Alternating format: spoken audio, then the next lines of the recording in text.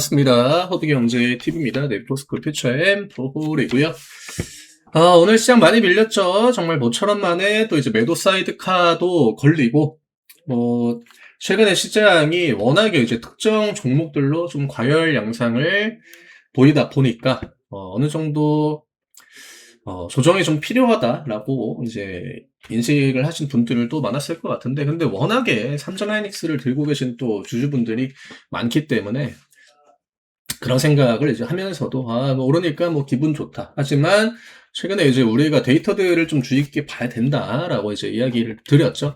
어쨌든, 필요했던 조정이 나와줬다. 그리고 그동안 시장이 이게 막 하락 종목이 엄청 많아도 막 뭐 코스피가 이제 올라가도 막 지수의 체감이 거의 없고, 특히나 이 차은지 같은 경우에는 지금 한 2주 정도는 시장이 올라가고 말고 이런 거와 상관없이 연달아 가지고 좀 약세 흐름이 많이 나왔거든요. 그러니까 어차피 그 랠리의 안에 끼어 들어가지 못했기 때문에 오히려 이렇게 과열의 브레이크를 걸어주는 게 이차은지한테는 오히려 차라리 이게 낫다. 그냥 걔네들만 올라가고 주가가 밀려 내려갈 때보다는 오늘처럼 이렇게 좀 쏠림을 해소를 시켜주고 과열을 좀 풀어주고, 뭐 그렇다고 뭐 반도체 애들이 그냥 한 방에 뭐 뒤지겠습니까? 뒤질 만한 섹터도 아니고, 그냥 심리가 이제 오늘 같은 날에 좀 무너져가지고 투매가 나왔다라고 이제 보시면 되는데, 이러면 우리가 지금 기다리고 있는 게 뭡니까?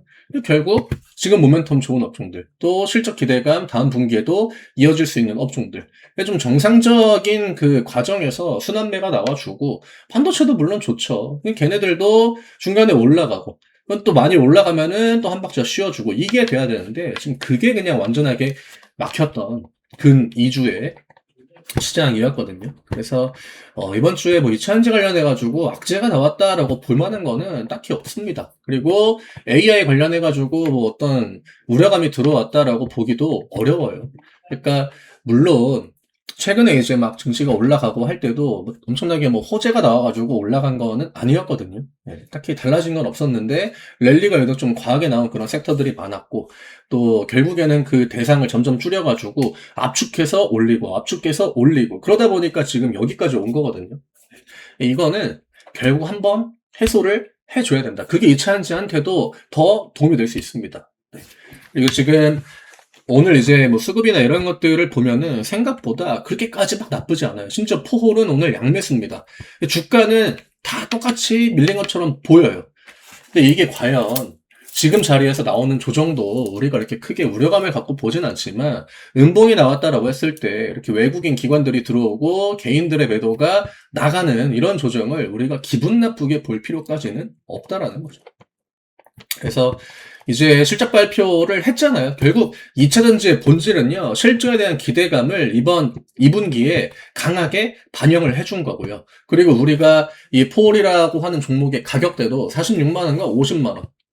충분히 이 구간에선 조정이 나올 수 있다. 오늘 시장이 아무리 밀렸다라고 해도 3거래일 전에 나왔던 그 캔들의 저점 용역이랑 큰 차이가 없습니다. 지금 주가가 뭐 부담을 느낀다 이렇게 보기도 사실 어렵고요.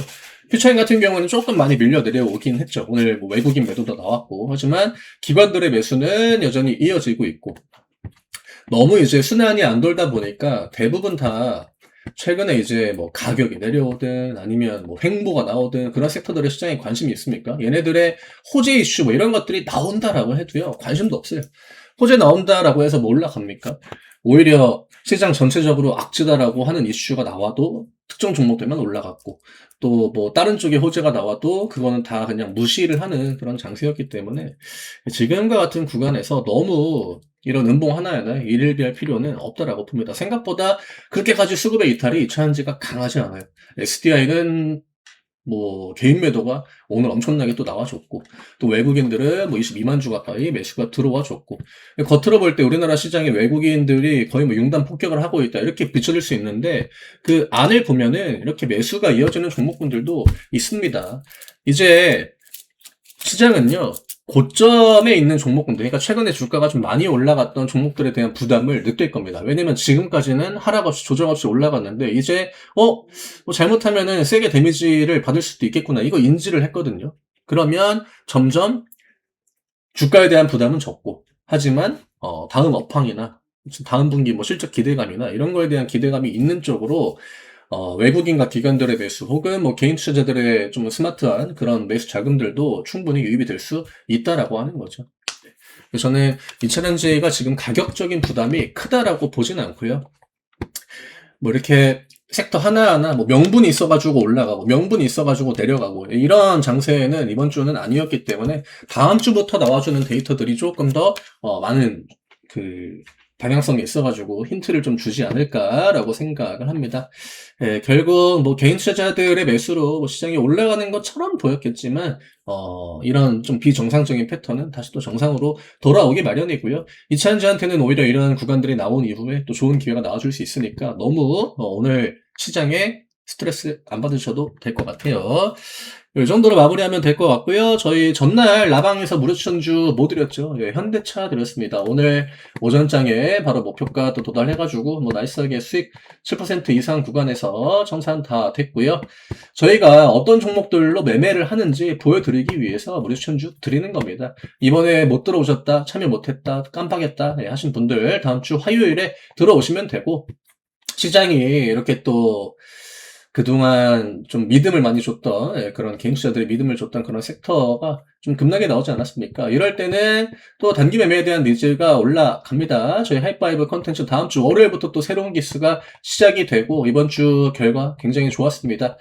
시장이 좀 어렵다라고 느끼시면 이럴 때는 뭐 우리가 기다려야 되는 구간도 있고 또 일부 지루함도 감안해야 되는 그런 구간이니까 단기 매매 같이 또 병행하시면 굉장히 또 좋은 선택지가 될 수 있겠죠. 아래쪽에 있는 링크 누르시고요. 편하게 문의 주시면 됩니다. 저는 다음 주 월요일에 다시 또 인사드리겠습니다. 감사합니다.